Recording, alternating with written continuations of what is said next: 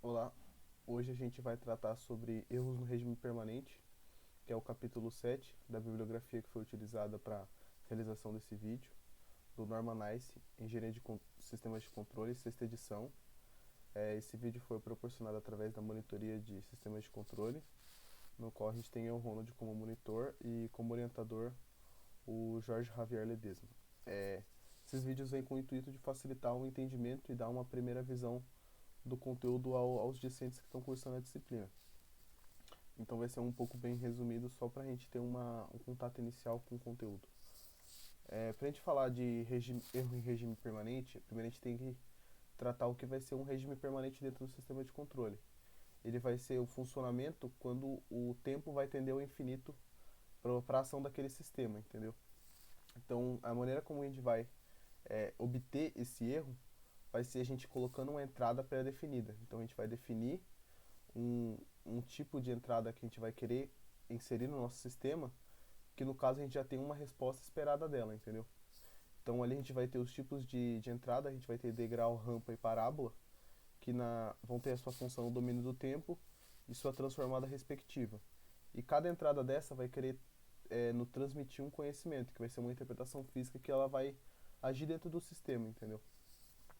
A integral vai representar a posição constante, a em rampa vai representar a velocidade constante e a em parábola a aceleração constante, que vão ser fatores que quando a gente for tratar de sistemas de controle como de uma maneira mais física, a gente vai conseguir ver as nuances dele com comportamento de corpos em movimento ou movimentos que ocorrem dentro de robôs ou como espaçonaves ou satélites, que o NICE utiliza muito como exemplo.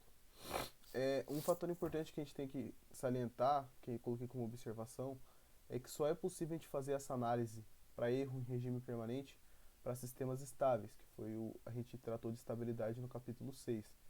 Por quê? Porque a partir do momento que a gente tem um sistema que não é estável, fica difícil a gente ter um regime permanente, porque a gente vai tentar analisar algo que não está estável, entendeu? Não sei se fica claro que a gente tem que ter primeiro um sistema funcionando corretamente com estabilidade para depois a gente ver qual erro a gente vai ter atrelado a ele, que vai ser como a gente vai ter essa função do erro e de onde vem esse erro, que eu acho que é o principal para a gente entender como esse erro vai surgir. A gente tem, como a gente falou, a gente vai definir uma entrada, que no caso a gente definiu uma entrada integral, então a gente já espera uma resposta dele, entendeu? Então a gente vai ter a saída 1 como está no slide. A saída 1 ela vai ter um erro zero. Por quê? Porque a saída vai ser igual à entrada. Então esse erro vai ser nulo. Agora, para o caso da saída 2 a gente vai ter um erro igual ao E2, que vai ser o erro 2 no infinito, ou no regime permanente. Que a gente vai ter um erro fixo, entendeu? Então vamos supor, se eu tenho um sistema que eu estou configurando um ar-condicionado para temperatura de 18, só que eu sei que ele está com 2 graus a mais, entendeu? Então eu vou ter que colocar o meu ar-condicionado no 16 para ele chegar no 18. Esse erro representa um erro fixo, entendeu? Como se fosse um erro de calibragem, que a gente vai ter que é, quantificar dentro do nosso sistema de acordo com o tempo. Aí a gente tinha um sistema de primeira ordem. Aqui a gente está tratando de uma entrada em rampa, no qual a gente tem uma entrada em rampa no caso. A saída 1 vai representar um erro zero, porque quando o tempo tende ao infinito, o erro vai tender a diminuir, então vai ficar tecnicamente zero. A saída 2 ela vai apresentar um erro fixo, com o tempo tendendo a infinito. Esse fixo vai ser o erro 2 tendendo a infinito, que ele demonstra ali. E a saída 3 vai ter um erro aumentando, de acordo com o tempo, entendeu? Como se a calibragem do nosso equipamento foi tão mal feita que ele vai dar um erro diferente a cada comando que a gente der para ele, entendeu? Então, quando eu inserir um dado de velocidade igual a 5, ele vai me devolver uma velocidade igual a 10. Se eu inserir uma velocidade igual a 6, ele vai devolver uma velocidade igual a 25, entendeu?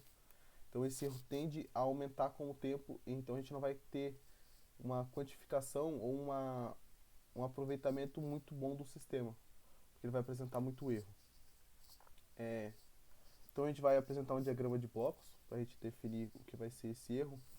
E o erro, como foi dito, a gente vai definir como a entrada menos a saída, que vai ser o que a gente está coletando. No caso à direita, a gente vai ter esse erro definido como o objeto de estudo nosso, que como já foi falado, vai ser a entrada menos a saída. E essa entrada vai ser pré-definida. Por quê? Porque a gente precisa de um sinal de teste para a gente falar: ó, esse é meu sinal que eu estou validando o meu sistema.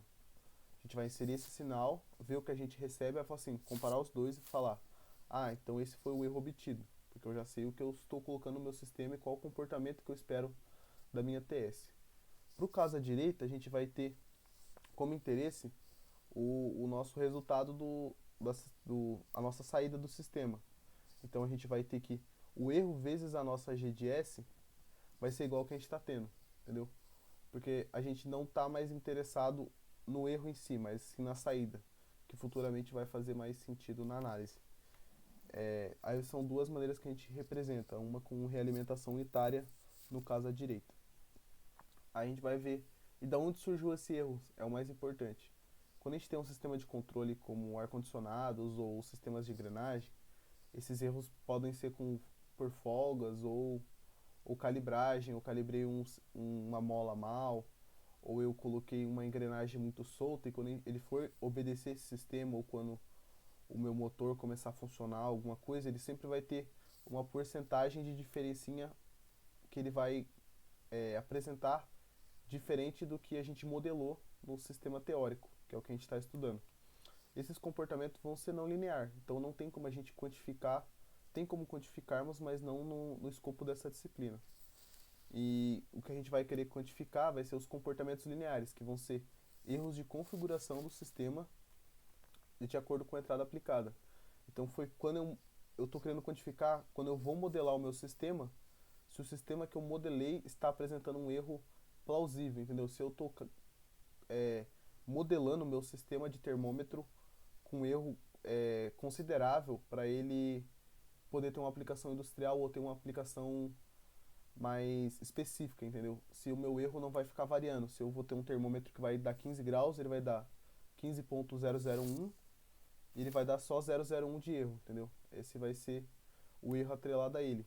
Não que ele vai dar 15.001 para uma medida e 15.003 para outra medida, ou variando de acordo com alguns fatores. A gente vai só conseguir quantificar esse erro para comportamento linear, porque a gente está fazendo uma análise matemática do sistema de controle.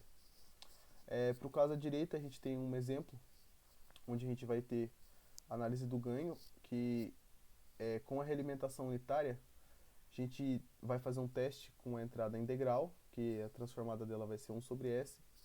Então a gente vai ter que o nosso ganho vai ser a saída do nosso sistema sobre o erro, de acordo com como foi definido anteriormente. A gente separando o erro, que é o fruto de análise desse capítulo, a gente tem que quanto maior for o ganho para a gente ter esse sistema, quanto maior ganho eu adicionar esse sistema, quer dizer que eu vou ter um menor erro. Por quê? Porque eu vou estar adicionando mais controle ou menos um comportamento mais ideal do meu sistema. Esse ganho vai representar um ganho de acordo com o dado que eu quero, o que eu quero como saída do meu sistema. Aí a gente tem que definir erros para regime permanente para sistemas com realimentação unitária. Primeiro a gente vai definir para o caso de TS e para o caso de GS posteriormente. É importante a gente ver que a notação do NICE ele vai mudar de acordo com o capítulo. Então, o que pode ser malha aberta ou malha fechada, em outros capítulos ele muda. Disso eu sei. Aqui a gente vai ter uma malha aberta, no qual a gente vai estar interessado no erro, como foi dito anteriormente. A gente vai fazer a análise desse erro no regime permanente para essa malha. Então a gente vai ter que o erro vai ser igual à entrada menos a saída, que é o que a gente está interessado, e a nossa saída vai ser a nossa entrada vezes a nossa função de transferência.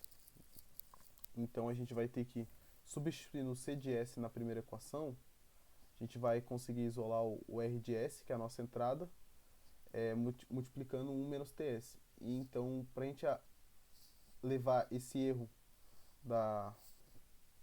do fator da transformada para o valor final com t tendendo a infinito, a gente vai usar o teorema do valor final, que é apresentado no capítulo 2, onde a gente vai ter que o erro tendendo a infinito no tempo vai ser igual ao limite de S do erro na transformada com S tendendo a zero.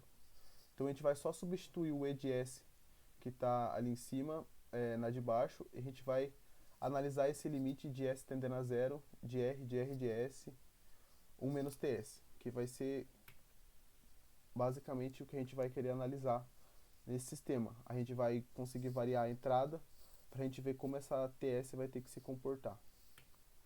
Agora, para o erro em função de GS, agora a gente tem um sistema com realimentação unitária, a gente vai ter um comportamento igual no início da análise, que vai ser o nosso erro é a nossa saída, a nossa entrada menos a nossa saída, porque a nossa entrada é a nossa referência, e a nossa CDS vai ser igual ao erro vezes a GDS. A gente vai fazer a análise ali em cima à direita, a gente vai ter que esse erro vai ser substituído, vai ser feito todo esse algebrismo, que eu preferi por detalhar nesse slide para ficar mais fácil o entendimento quando vocês estiverem vendo. Aí a gente vai ter o nosso erro na transformada sendo igual a nossa entrada sobre 1 mais a nossa GDS. Aplicando o teorema do valor final, a gente vai ter que o nosso erro tendendo ao infinito vai ser igual ao limite de S da nossa entrada sobre 1 mais a nossa função, g de S. Então a gente vai estar interessado em como esse erro vai se comportar de acordo com a nossa g de S. Então a gente vai aplicar 3 sinais de teste, que foram os 3 sinais que a gente apresentou anteriormente, para a gente ver como esse erro vai se comportar, se ele vai ter um comportamento do gráfico, dos outros gráficos que eu apresentei, como a gente consegue quantificar isso. Então a gente vai primeiro para a entrada integral, que ela vai ser a entrada de posição. Então a gente sabe que a transformada da entrada integral vai ser igual a 1 sobre S. Aplicando na fórmula que a gente obteve aqui anteriormente em verde, a gente vai ver que a gente só vai substituir o R de S por 1 sobre S. Então a gente vai substituindo, a gente vai conseguir cortar à esquerda, na segunda equação a gente consegue cortar 1 sobre S com S. A gente vai obter essa equação final de limite de S tendendo a zero com 1 mais GS. Então a gente vai querer analisar para quando esse erro vai ser zero. A gente coloca uma condição pré-definida. Então, para a gente termos um erro igual a zero, a gente faz necessário adicionar um ganho caminho à frente, que vai ser adicionar um fator de integração acima. Então, esse G de S vai virar SG de S, que vai ser esse ganho que a gente adicionou à frente. Então, a gente sabe que limite de 1 sobre 1 mais SG de S, para ele ser igual a zero, o nosso SG de S tem que ser igual ao infinito para a gente ter um número muito grande embaixo que vai zerar, vai fazer com que esse limite tenda a zero. Só que a nossa G de S a gente já definiu anteriormente, que vai ser igual ao fator integrante, G de S vai ser igual aos S mais E1 mais EN, sobre o SN, que vai ser o nosso fator integrante, S mais os nossos polos que vão estar no denominador. Quando a gente vai ter a substituição da nossa G de S por essa fração, a gente vai conseguir analisar de acordo com o nosso N, que vai ser o fator de integração à frente que a gente vai ter na nossa G de S. Então, quando a gente tem, para o primeiro caso, um N maior ou igual a 1, a gente vai ver que esse S que vai estar no fator de integração à frente vai cortar com o S que a gente teve do nosso caminho à frente que foi adicionado. Então, a gente vai ter o valor sendo igual a fixo. O nosso erro tendendo a um valor fixo. Se ele for maior, a gente pode ver que o denominador vai tender a infinito e o nosso erro vai tender a zero. Então a gente vai ter o caso da saída 1. Agora, se a gente tiver o caso 2 com n igual a zero, a gente vai ter que esse S da nossa SG de S vai permanecer e a nossa saída vai apresentar um erro fixo, que vai ser igual a 1 mais o nosso 1 sobre 1, que vai ser o nosso erro 1 para esse caso. Com o denominador pode alterar, então a gente vai ter esse erro fixo com o tempo tendendo ao infinito.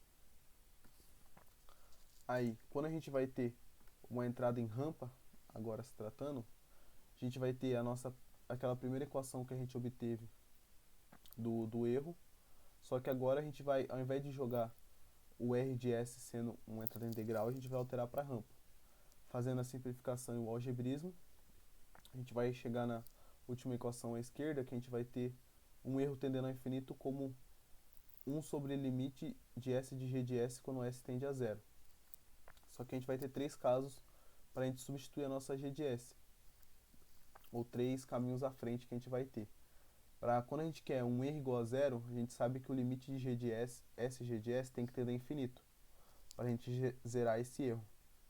Então a gente vai ter que, para atender essas características de erro igual a zero, a gente vai ter que ter um n maior ou igual a 2. Por quê? Porque quando a gente tiver um n maior ou igual a 2, a gente sabe que a g de s vai zerar e vai tender a infinito, desculpa, e o nosso erro vai tender a zero. Agora, se a gente tiver um erro constante, a gente sabe que o n que vai satisfazer isso vai ser o n igual a 1. Por quê? Porque 1 vai cortar com 1, a gente vai ter um erro fixo que vai ser atrelado à nossa g de s próprio. Então, o nosso erro vai ser constante. E agora, se a gente tiver um erro tendendo a infinito, a gente vai ter que esse n vai ser igual a zero. Por quê? Porque esse limite de s no denominador vai tender a um número muito pequeno e o nosso erro vai extrapolar. Agora, para uma entrada em parábola, a gente vai alterar a nossa r de s para uma parábola. Fazendo todo o algebrismo ao lado esquerdo, a gente vai obter que o nosso erro tendendo a infinito vai ser igual a 1 sobre o limite de s ao quadrado g de s com s tendendo a zero. A gente vai fazer novamente a análise para os três casos. Quando a gente vai tender um erro tendendo a zero, então a gente sabe que o limite de s quadrado g de s tem que tender a infinito para a gente zerar esse erro. Então a gente sabe que para n igual a 3 ou maior, a gente vai conseguir zerar, porque o nosso g de s vai tender a infinito e o nosso erro vai tender a zero. E aí o nosso erro vai tender a zero. Só que quando a gente tiver um n igual a 2, a gente sabe que a nossa g de s no denominador vai cortar com o nosso limite de s quadrado. Então a gente vai ter um erro constante, que vai ser a representação do valor do zn sobre o pn, que vão estar dentro da nossa g de s. Então a gente vai ter um erro constante para esse caso com n igual a 2 para a nossa entrada em parábola. Agora, quando a gente quer analisar um erro tendendo a infinito, a gente sabe que a nossa g de s vai ter que apresentar um caminho à frente com n igual a 0 ou n igual a 1. Por quê? Porque ele não vai conseguir anular a influência desse s quadrado no denominador, e nosso valor vai tender a um valor muito pequeno no denominador, e o nosso erro vai extrapolar para infinito.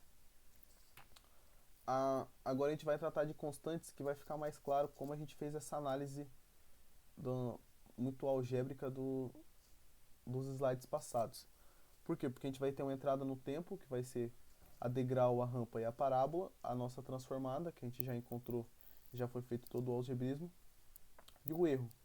Então a gente sabe que o erro para o degrau vai ser igual a 1 sobre 1 mais o limite de g de s, quando s tende a zero, e a gente vai ter que o erro na rampa vai ser igual a 1 sobre limite de s de g de s, com s tendendo igual a zero, e para a parábola, nosso limite e nosso erro tendendo a infinito vai ser 1 sobre limite de s quadrado g de s com s tendendo a zero.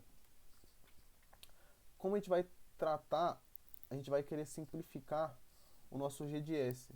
Não sei se vocês notaram até agora que a gente vai ter um comportamento. De acordo com a gente vai variando a nossa entrada, a gente vai ter o comportamento de g de s e do nosso erro, ele sendo diferente para cada entrada. Então a gente vai conseguir notar um padrão dentro dele para a gente definir essas constantes de erro estático. Como a gente sabe que a nossa entrada em degrau vai ter esse erro tendendo a infinito como sendo essa equação, a gente consegue simplificar ela para ficar de mais fácil análise. Então a gente sabe que quando a gente tem um erro com entrada em degrau, a gente vai ter essa função. Então a gente define a constante de posição como sendo limite de g de s com s tendendo a zero.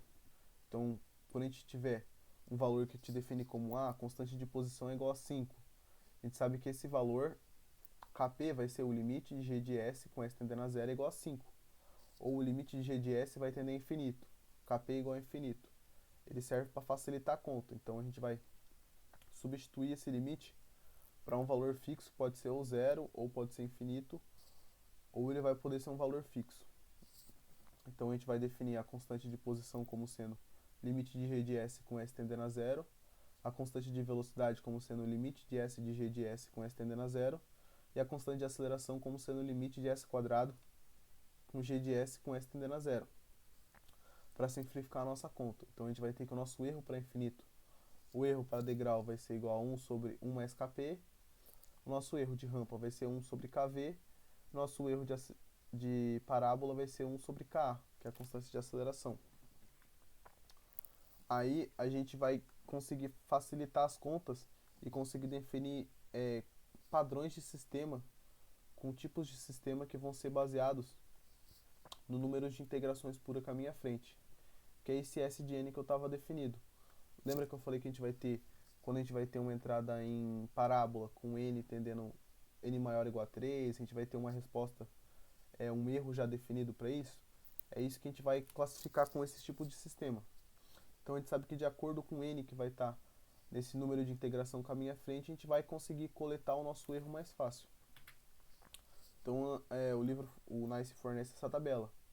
E a gente vai conseguir classificar essa tabela como sendo tipo 0, o 0, tipo 1, tipo 2, que vai ser de acordo com n. Então, quando n é igual a 0, a gente vai ter esses valores de constante estático, entendeu? O Kp vai ser igual a constante para n igual a 0. Então, o nosso erro vai ser igual a 1 sobre 1 mais Kp. Então, a gente sabe que é esse erro. Quando a gente tem do tipo 1, a gente sabe que o Kp vai ser igual a infinito. Então, o nosso erro vai ser igual a 0. Então, de acordo com esse n que vai estar na nossa G de S, a gente vai conseguir definir o tipo de sistema que a gente vai ter. E de acordo com a entrada, entendeu? Se eu tiver uma entrada em parábola, vamos supor, e o meu sistema é do tipo 2, eu sei que se meu Ka vai ser igual a constante, minha constante de aceleração vai ser igual a constante, o meu erro também vai ser constante, entendeu?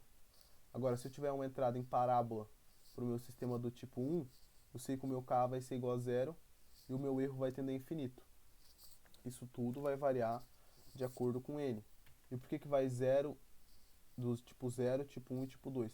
Porque a partir da gente tem um n maior ou igual a 2, a gente vai ter a repetição do sistema. Então o sistema só vai começar a se repetir. Para o tipo 0 é como se o n fosse igual a 3, então a gente vai ter o mesmo caso. Entendeu? Então a gente define só esses três principais tipos que vão ser fundamentais. Com isso a gente consegue falar de especificações do erro em regime permanente. Se a gente já definiu o que são essas constantes, a gente sabe que quando a gente tem um Kp, um Kv e um Ka, a gente já consegue ter alguns pré-requisitos de um sistema que a gente vai estar modelando. Que vai ser o seguinte, a gente já sabe que esse sistema é estável, porque a gente só consegue aplicar erro em regime permanente para um sistema estável. Então a gente já vai ter essa certeza. Eu deixei em amarelo o tipo de sistema, por quê? Porque se eu tenho um Kv sendo como constante, eu vou ser que meu sistema vai ser do tipo 1. Correto? Por quê? Porque a gente vai ter um Kv constante pro tipo 1 da entrada tipo rampa, entendeu? Então a gente sabe, a constante de erro estático Kv é igual a constante só para o sistema do tipo 1. Mas vamos supor, se eu tenho um Kv sendo como igual a 0, a gente já vai ter que o nosso sistema vai ser do tipo 0 com entrada em rampa, entendeu? Então a gente já consegue concluir algumas coisas de acordo com a nossa constante que a gente definiu. A gente também já consegue definir a entrada teste e o erro em regime permanente se for possível. Só que essas duas vão ser mais alterados. Por quê? Porque a gente pode ter um Kp tendendo a infinito tanto para o tipo 1 como para o sistema do tipo 2. Então a gente vai ter uma entrada definida, mas a gente não vai ter um tipo do sistema definido.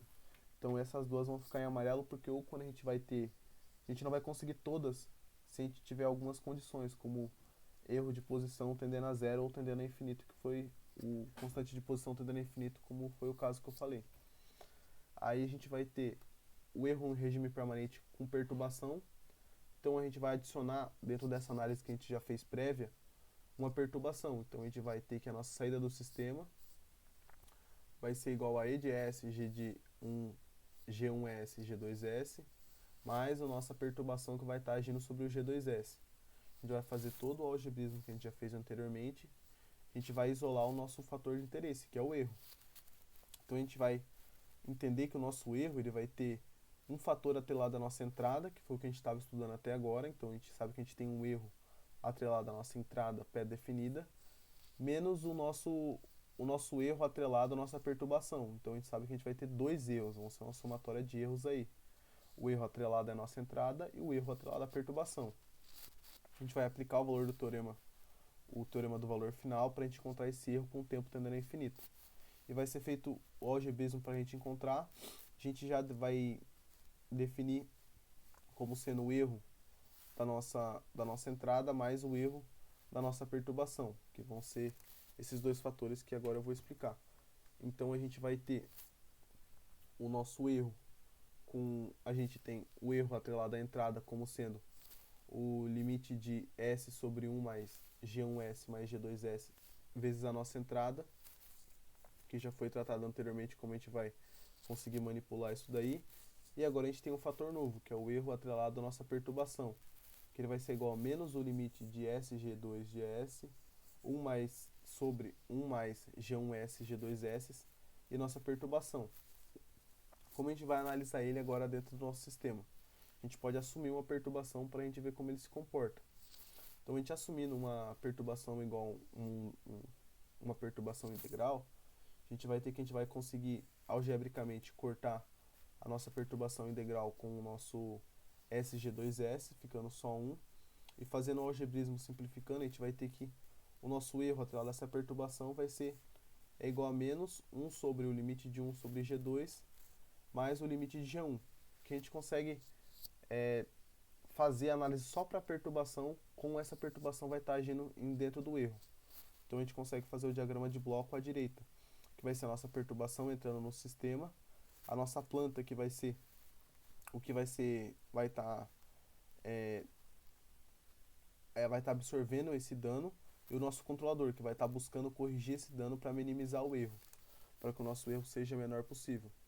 Então a gente vai ter que, quanto maior a gente tiver um controlador, ou nossa G de 1 for maior, a gente vai ter um menor erro. Ou quanto menor for a nossa planta, a gente vai ter um menor erro atrelado também, porque a gente consegue ver que o G2 vai estar no denominador e o G1 vai estar no numerador do nosso limite. Então, aumentando o G1, a gente vai aumentar o controle sobre o sistema, ou a gente vai diminuir o erro, sobre o sistema, ou a gente diminuir na planta, a gente vai conseguir diminuir o erro também.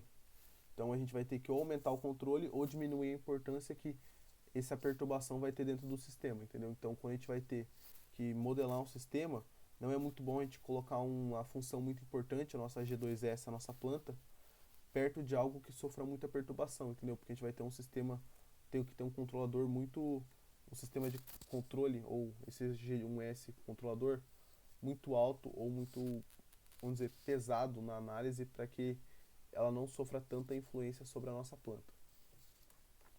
Aí, modelando já um sistema, a gente sabe que sistemas não vêm com realimentação unitária, que é um caso hipotético que a gente trata aqui para ficar mais fácil. Então, como a gente vai fazer a análise do erro dentro disso? Então, a gente vai ter que a análise do erro para esses sistemas que não têm realimentação unitária, ela vai ficar por conta da gente fazer a simplificação desse sistema, desse diagrama de blocos, para que ele fique com uma alimentação unitária. Então a gente vai fazer o seguinte passo para simplificação: a gente vai transformar, vai fazer a simplificação da nossa G1S passando pelo ponto de junção ali, transformando G1S como sendo G1S vezes G2S, e a nossa H de S nova vai ficar igual a H1 vezes G1S. Fazendo a simplificação, é só capítulo 5 isso daí. Agora vem o nosso ponto, a gente vai fazer com que a nossa realimentação, que era H de S, a gente vai adicionar uma realimentação unitária e adicionar uma nossa realimentação com menos 1. Para a gente fazer a seguinte simplificação, a gente consegue simplificar os dois que vão estar na nossa realimentação, um H de S menos 1, que a gente vai somar, e assim a gente consegue simplificar o nosso G de S com H de S menos 1. Para quê? Para que a gente obtenha um sistema desse modelo. A gente tem um G de S sobre 1 mais G de S, H de S menos G de S com uma realimentação unitária. Aí a gente consegue fazer a análise que já foi feita anteriormente para o erro com tendendo ao infinito. Aí a gente vai ter que analisar como esse sistema aqui. A gente vai ter um sistema mais complexo, no qual a gente vai querer analisar tanto o erro da nossa perturbação quanto o erro atrelado à nossa entrada. Então a gente vai fazer a simplificação do sistema que já foi feito com G1S, G2S ali. Ele já faz toda essa análise e já obtém as nossas duas parcelas, que é o importante que a gente tem que fixar. O erro atrelado à entrada, que vai ser a primeira parte da equação e o erro atrelado à perturbação, que vai ser a segunda parte atrelada à equação. Nisso a gente já aplicou o teorema do valor final. Então a gente vai ter que, para a gente considerar um erro igual a zero, eu quero que o meu erro do sistema seja igual a zero, e já considerando a entrada e a perturbação como sendo de degrau, a gente vai fazer todo o algebrismo, aplicar os limites dentro deles. Então a gente sabe que o nosso erro para a nossa entrada vai ter que ser, para o erro ser igual a zero, a gente tem que zerar essa equação. Então para zerar essa equação, a gente tem que esse limite, esses dois limites vão ter que ser igual a 1, essa fração de limites vão ter que ser igual a 1, para que a gente consiga zerar com 1, que vai estar multiplicando o nosso R de S. E para o nosso erro atrelado à perturbação, a gente tem que, o nosso G2S, esse erro atrelado à perturbação vai ter que ser zero. Porque se esse erro atrelado à perturbação for maior que zero, mesmo a gente zerando o erro atrelado à nossa entrada, a gente vai ter um erro da perturbação que vai levar a um erro tendendo ao infinito de algum valor, ou a gente vai ter algum espectro desse erro atrelado a essa perturbação. Então sempre a gente vai buscar com que a nossa perturbação não interfira tanto nesse sistema, pelo caso que a gente definiu com erro igual a zero. A gente vai analisar o segundo caso, que foi o primeiro caso que a gente analisou, também é o primeiro caso que a gente analisou anteriormente, onde a gente tinha um sistema que ele não era um sistema de realimentação unitária, que é um sistema que a gente modela normalmente. A gente vai substituir esses valores na equação, fazendo o mesmo algebrismo que a gente fez, só que agora o nosso erro atrelado vai ser o nosso erro A1, que vai ser o que vai agir sobre o G2. Então a gente, fazendo todo o algebrismo e fazendo as multiplicações e aplicando o teorema do valor final, a gente vai conseguir chegar nesse erro, esse erro A1 como sendo SR de S vezes G1 de S sobre 1 mais G2H1 de S, que isso daqui fica a critério do discente fazer. E o último tópico que a gente vai tratar vai ser a sensibilidade, que vai ser como o nosso sistema, ou como a nossa função desse sistema, vai se comportar com a variação de algum parâmetro. Então, se eu tenho um sistema sendo K sobre K mais A, a gente tem dois fatores, o K, a função como um todo, que é o K sobre K mais A, a gente tem cada fator, como K vai agir nessa função, como A vai agir nessa função. Então a gente quer saber, se eu aumentar o A tantos por cento, o quanto vai mudar na minha F. Então é sempre importante a gente se atrelar o que a gente está querendo ver a variação, entendeu? Se eu quero a sensibilidade de F tendendo a função F com o parâmetro P, a gente vai ter esse modelo. Só que se eu quiser a sensibilidade do parâmetro de acordo com a função, a gente vai ter o sistema contrário, que vai ficar a variação de P sobre variação de F sobre F. Mas para esse caso a gente está sensibilidade da função sobre o parâmetro. Então, como essa função vai variar de acordo com qualquer parâmetro que eu tiver. Então, a gente sabe que essa variação vai ser igual ao parâmetro dividido pela função sobre a variação da função dividido pela variação do parâmetro. Então, a gente vai ter como uma coisa vai se comportar em relação à outra. E isso é importante a gente entender. Porque dentro de sistema de controle, como a gente tem para sistemas muito complexos, muitas coisas vão ser alteradas, ou como o nosso torque vai variar de acordo com a corrente. Mas se eu aumentar a corrente em tantos por cento, esse aumento de corrente não pode não ser linear, entendeu? Não pode representar um aumento linear no nosso torque. Então, se eu aumentar 25% a corrente, eu vou ter um aumento de quantos por cento no torque? De 100%, 500%, ou vai ter 0,1%, entendeu? Essa sensibilidade do sistema de acordo com o parâmetro. Então, qual que é a sensibilidade do meu torque, que é o meu sistema, o meu motor elétrico, de acordo com o parâmetro que é a corrente, que é um dos parâmetros. Que a gente vai ter parâmetro de tensão, impedância e reatância. Mas é um exemplo que eu consigo dar agora. Então, o capítulo 7 trata sobre isso. Eu vou estar disponibilizando posteriormente vídeos sobre o capítulo 8 e sobre os próximos capítulos que a gente vai tratar.